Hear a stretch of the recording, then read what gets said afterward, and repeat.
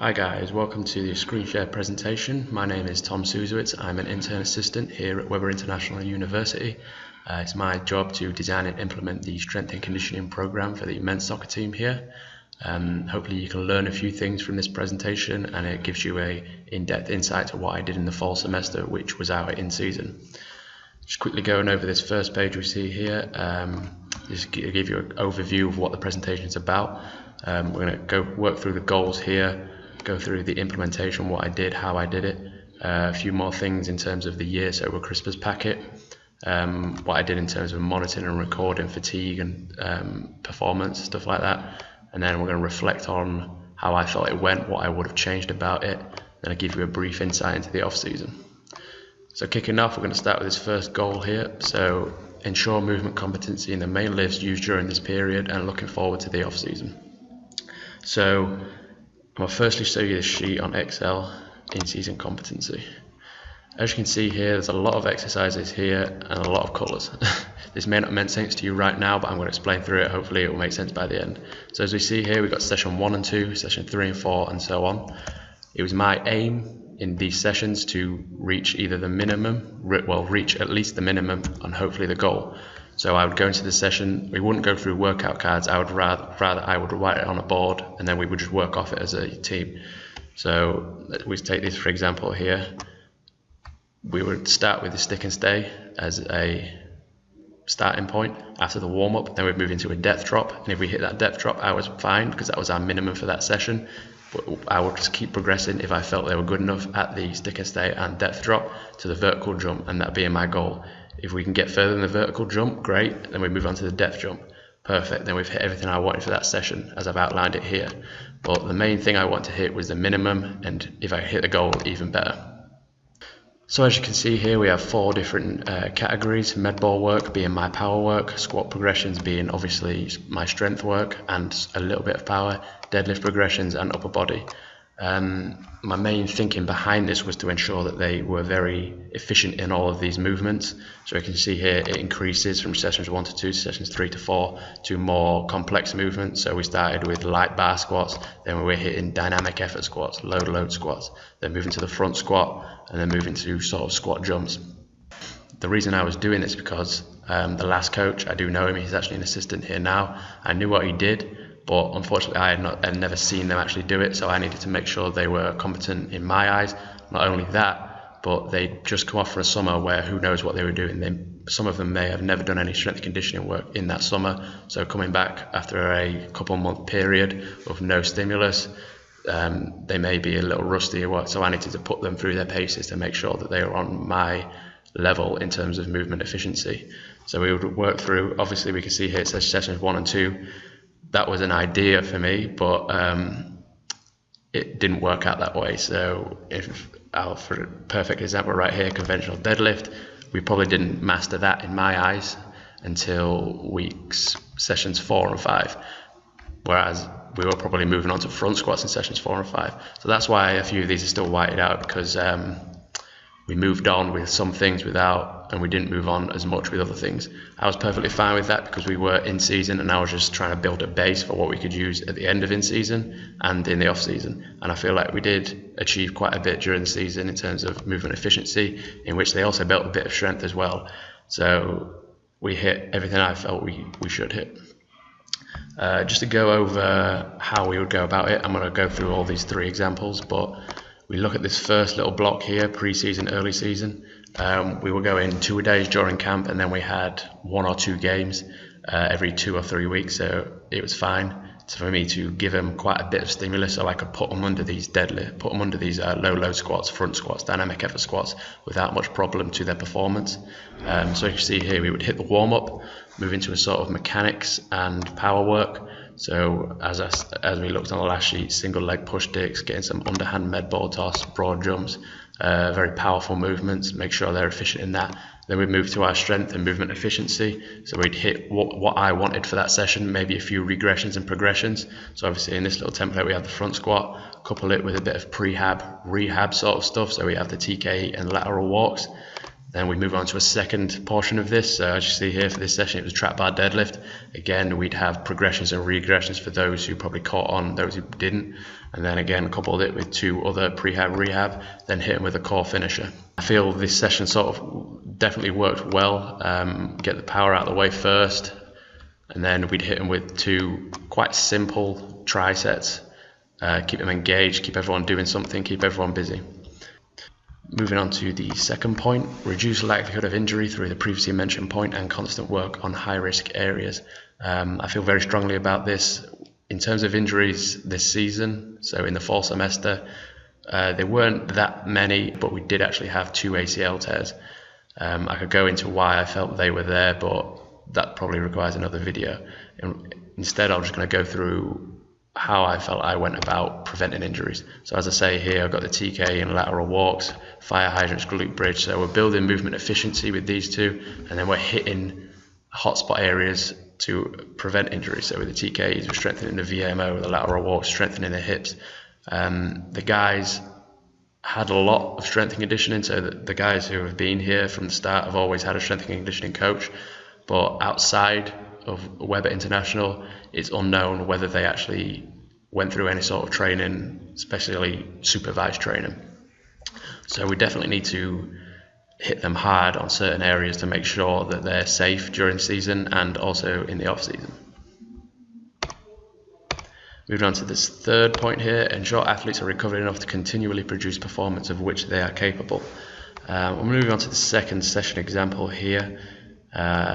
So it was a similar setup as the first one, but we've introduced this mobilization stage here, and then a group foam roll at the end rather than a core finisher. In terms of the group mobilization, I was using a lot of supple leopard things, so I'd take a few that I felt were effective and would work for my team in there, targeting main areas, so the hips, ankles and knees, and we would put them in a session after we'd hit our strength, movement, efficiency. I wasn't doing this during confidence play. It was when the game started to stack up a little bit more, so we were throwing in like 1 every week, sometimes 2 a week. So we were still hitting our movement efficiency, trying to check off things in this in-season competency page, but we were also getting a bit of recovery in there and then hitting them with a foam roll, making sure they're ready for practice, not only the next day, but also late games later in the week. As conference play came around, sessions got a little bit different, so I would start with a warm-up obviously, then move into a power/strength circuit. So we'd give them 4 or 5 exercises, all designed to increase power. So as you see here with the vertical throw, a little bit of strength with the band RDL and the glute bridge, and a bit of rehab, prehab. Again, like I said, it's a major emphasis of the in-season with the glute bridges, clamshell and lateral lunges. So we would try hitting with a little bit of strength work, just so they had it and they weren't losing it. And then we would go in with the recovery and mobility, so band stretch, tennis ball release, static stretch, foam rolling, stuff like of that nature. Then we'd hit them with a little core finisher, just because I feel like the in-season this year, as I was watching them progress, they tended to lose it at the last minute. So instead of me ending it with something relaxed like a group foam roll and a mobilization, I would hit them with something a little bit harder to make sure they're engaged throughout the entire session and they give it their all at the end. Move on to our fourth goal, I think it is. Build buy-in for the weight room. I'm going to tie this in with educate on the necessity for a structured strength program.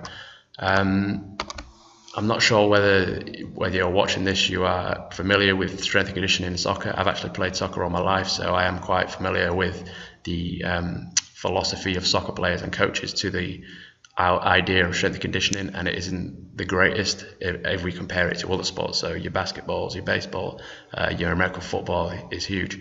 So I was trying to build with this team a good outlook on the weight room and educate on the necessity for a structured strength program, as I've written down here. So whenever we're doing these explosive med ball throws, so we're hitting a vertical throw with a med ball, I'm educating them. Look, we're hitting this powerful triple extension, throwing our hips through, and this will translate over perfectly with jumping and sprinting, and I'll show them it, hopefully to educate them, so when they build a buy-in and see that what we're doing is improving their performance in some aspect. I feel it's gone pretty well so far. Hopefully they can carry it over into the off season.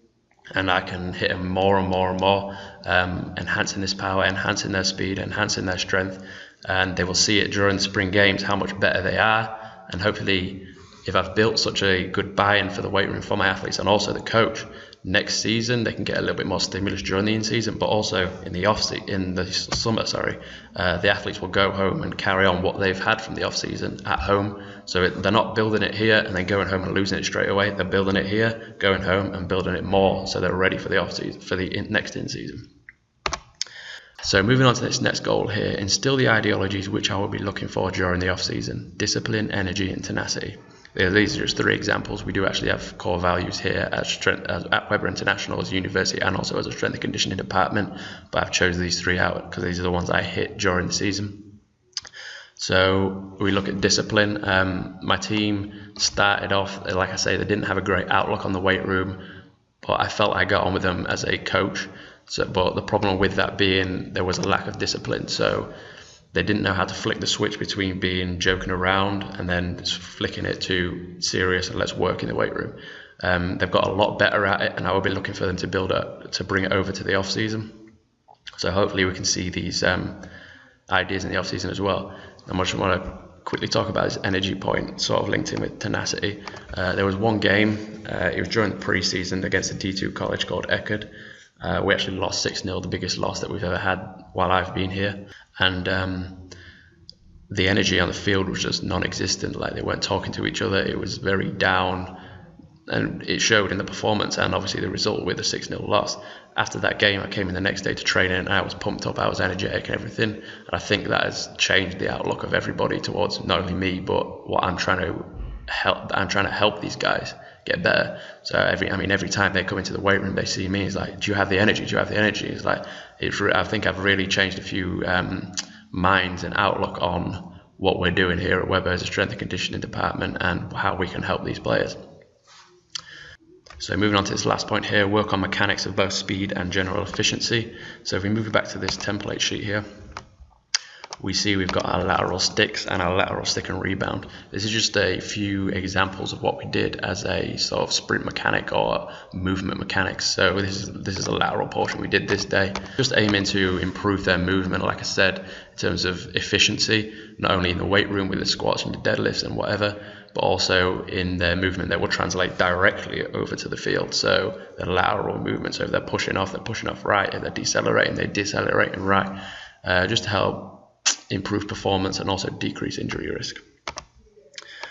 Moving on to how I implemented it, we've gone over a bit of how I did it through these competency checklists that I went over it in the previous slide, and then we move on to a recovery, mobility, injury prevention, like I've shown you in these 3 templates.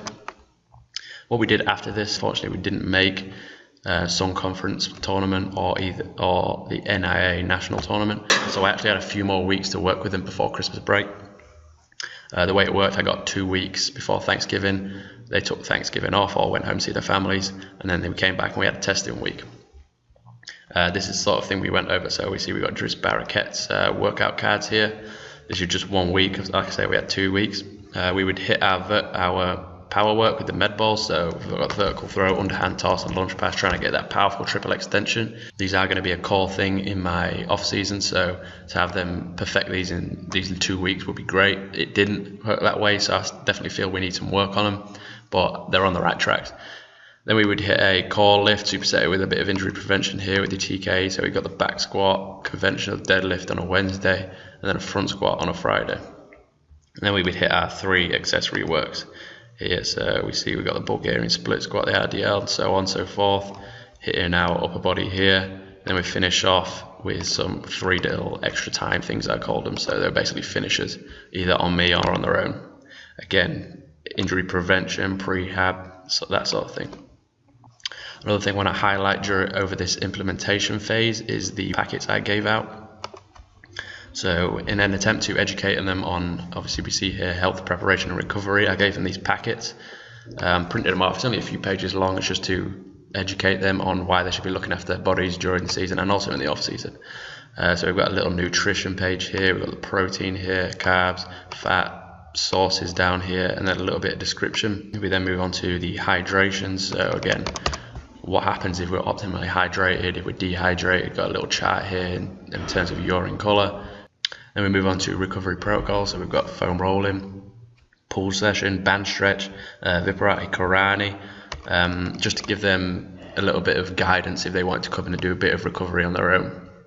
I've seen a few guys in the gym out of hours, so that's great to see. It shows me that they want to improve and they also want to take care of their bodies, so I'll be looking to them to lead in the off season.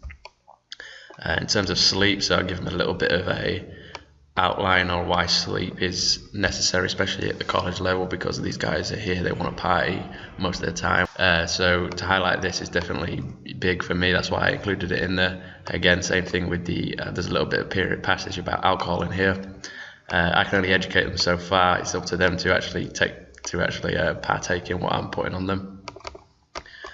Then we skip to this last page down here. We got psychology, so I wanted to put this in again, linking back to what I said earlier about the Eckerd 6-0 loss. I wanted to hit them with something that they could reflect on, so prior to practice, immediately during and after the games. This is for anyone that's on the team, so we've got JV here, substitutes and starters, and that's for all three. It's been cited a lot in practice and whatnot, so I think it's brought something else to the team that they can build themselves on and improve, not only this year, which I felt we did because performances are very good this year, but also next year and then further on, whether I'm here or not. Now we're finished with my implementation. I'm going to go quickly over the Christmas packet, how I did it and what I wanted to achieve from it. So I actually gave them multiple options. I'm going to go through it in a minute. I'm going to read through this first to make sure keep them ticking over into the off season. I had a major emphasis on form. And linked to this, I actually made a few YouTube videos to highlight correct form and what they should be doing at home, because I'm obviously not going to be there, so they have to be able to correct themselves. Just a quick look at how I set it out. So we have the 5-day gym access. There was actually 3 options. So obviously here with that 5 days a week gym access, we had a 3 days a week gym access, and then a 3 days no gym. 3 days no gym was a lot of body weight. 3 days gym was similar to this, but less upper body stuff. So you see here we have 2 upper body days here, just for the guys who were probably working and didn't have a lot of time. And then we have this one, the 5 day a week, plenty of time where they're probably not working, so they can get into the gym a little bit more. A little bit of education here. Again, like I said earlier, I'm trying to educate these guys as much as I can of what happens if they don't train for so long. So hopefully this helps a few guys when they're reflecting on whether they should actually take part in this Christmas packet or not. Just quickly go over monitoring, so what I've done during the season. If we look here, this is the body weight, and this is how I was looking at it day to day. So we have the average for the last month, and then we would have the day of each of our players. Purple being those who didn't weigh in, and then we would have the change. So this immediately highlights to me whether someone's lost weight, a lot of weight, or maintaining where we want them to be. So we're hitting the reds on a regular basis. As you see here with Niall, 2 days in a row he's hitting reds off his September average. Especially here, it's -5 here, then we're probably looking maybe his performances will decrease. Maybe it just could be due to hydration and nutrition, but this is a point that I can look at. If we see something like his performance go down or his weight dropping drastically, then we can intervene and have an explanation for it. As we see here, the next day he did actually put it all back on somehow, so that probably tells me that it probably was down to hydration and nutrition rather than anything more sinister. So to quickly go over how I would report this to the coaches, I started off giving them the data and then a couple graphs. I later decided to take the data away because I didn't feel it was important to them to see that. So to quickly go over how I reported this to the coaches, I would give them the data and then have a few graphs to illustrate what I wanted them to see. I actually took away giving them the data because I didn't feel they benefited from it so much, and this is what they would get. So they'd have the team average here, team average graph. So this being for the entire team, this being the average, and then we're seeing a decrease within the week. So Monday, Tuesday, Wednesday, Thursday, missing Friday that week obviously. And then I would pick out players. So we have Randy and Ivan here who were drastically low but were below what we were seeing for that week. I would also give them a bit of a passage as well in the email to let them know what was going on and how this probably could affect performance. In terms of monitoring performance, I obviously had feedback in terms of the coach's own views and also performance in games, but I also tested them at the end of the year, like I've also previously mentioned, in terms of physical performance. So as you see here, we had squat max, the broad, 10-40 yard, 5-10-5, and bench. I unfortunately didn't test before the season during camp. In hindsight, obviously I would have, and that would be a point for the reflection that I'll go over in a minute. But to quickly have a look at the testing numbers that I did get. So we had back squat. I actually did a rep max. So instead of going for 1 RM, we would agree on a weight, me and the athlete, from what they did the previous weeks, and then ask them to hit a certain weight so many times, and then we'd have a calculated rep max here. Same thing with the bench press. We've then got our jumps. So within this, I also calculated average power and peak power. Got our broad jump and our sprint times, 5-10-5. This was put in there, but we didn't really use it. I'm definitely going to look to use it in the off season, which I'll go over a little bit later of why I need to have these notes from issues, imbalances, and red flags. Before I go over the off season and brief review, I want to go over a little bit of reflection of how I felt it went, what I could have changed, what I should have done a little bit better. The first point I have here is more stimulus during camp and have missed non-conference games. So, like I said, I didn't test. I probably should have tested, because that means I could have given them a precise percentage in terms of their squats and probably made them a little bit better during camp, which would have carried over to the season. Being the first time that I've been here with a team and that being the only strength coach for a team, this is just something that I've learned from. So the next time around, I know I have to do that sort of thing to better the team. The second point here, we have increased monitoring to assess the athlete's readiness for sessions. So I felt body weight was very easy to monitor, but I should have been monitoring a lot more. Since we started and since I started this monitoring process, I've learned a lot more. So it's been a few months, so I've been reading, listening to podcasts, etc. So ready for the off season, I'm going to be monitoring a lot more things. So we have heart rate on a regular basis, body weight as usual, performance, because we're going to be in the weight room a lot more. I'm also going to start monitoring RPE for everything. So session RPE being the RPE that they give me times by the time of the session, and then we have this unit that we can compare from week to week, day to day, and so on.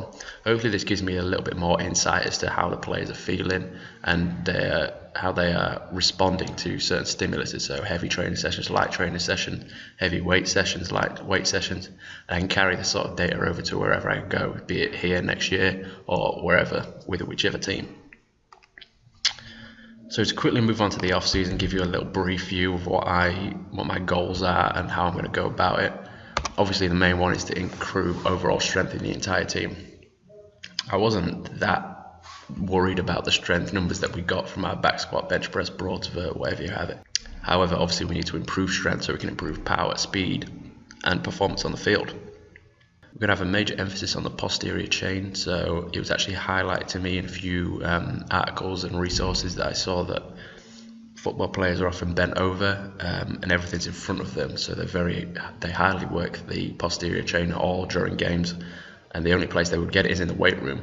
And being the philosophy of soccer players and soccer coaches, the weight room, it's unlikely they're getting much stimulus towards it. And thinking back on my own player career, I mean, I played growing up all my life and my posterior chain is very weak. So I just need to highlight this within my team and hopefully build it, improve performance, reduce injury, prepare the athletes mentally for the next season. So I do actually have a curriculum. I haven't finished it at this point in time, but we're going to go week through week on a certain passage or a certain phrase to improve mental ability and mental toughness of the entire team. So the last point, we have individualized programming in both positional demands and injury hotspots, corrective exercises, and conditioning. In terms of conditioning, I'm going to use max aerobic speed. I feel it, like at this point alludes to, makes everything very individualized. So for goalkeepers who aren't really running much and don't need to run much, we can keep them on very low. Whereas we have the midfielders who are covering the entire field, we need to keep them very high in terms of aerobic ability. In terms of injury hotspots and corrective exercises, this was highlighted to me by a coach here, one of the assistants, that each athlete has their own problems within their lifts and also performance, being sprinting and on the field. So we have to highlight these and improve them on an individual basis rather than the entire team, because maybe the entire team isn't affected by this one problem. As we see here, finally, positional demands. Looking at a lot of resources, it's come to me that all soccer players aren't the same, the games aren't the same. So wing backs, wingers, they need a lot of speed rather than strength. Your centre backs, your midfielders, they need a lot of strength. So we have to individualize programs for positional as well, a lot like you do with American football. We have to carry this over into soccer. So to give a brief outline of how I'm going to go about this, I'm going to show you a little bit template. So we hit the power work. So we're hitting power work first. So we're going to go Monday, Wednesday, Friday split. Hit our explosive med ball work, get our lateral work, and then hit our technique, so sprint technique, lateral technique. This is to improve sprint performance, obviously. Then we hit our main strength emphasis for the day. So we have the deadlift, the dynamic effort back squat, and I'm looking to progress them into a good morning to really hit that posterior chain. Complementing this progression into a good morning, we're going to hit a lot of posterior work on the Monday. I didn't want to hit it on the Friday because I think this is going to be too much of a stimulus, especially when we get into these heavy good mornings. So hitting it on the Monday, getting them to recover into the Friday so they're ready to hit those good mornings on the Friday. On Wednesday here we see we have the upper body, just get a little bit of stimulus to keep well-rounded athletes. And then on Friday we have the individual positional work. So this is going to be your increased speed work for your wingers and your wing backs, and your increased strength work for your centre backs and midfielders. And then we hit the finishers, so injury areas, prehab, core work, so on. And that concludes the Screenshare presentation for Weber Men's Soccer's fall season. I hope you've learned a few things and this has helped you see what I'm working with over here at Weber International. If you want to get in touch, ask a few questions. This is my work email currently, so susewitztn@weber.edu. If you're watching this, that's where I've left this position. Unfortunately, that won't be a great way to contact me, so I'll attach my personal email here. That more than likely is going to be the go-to way to contact me if I've left this position. Again, these two are probably going to be around as well if I've left this position, so my Twitter and my Facebook. Again, hope you enjoyed this screen share. Thanks for watching.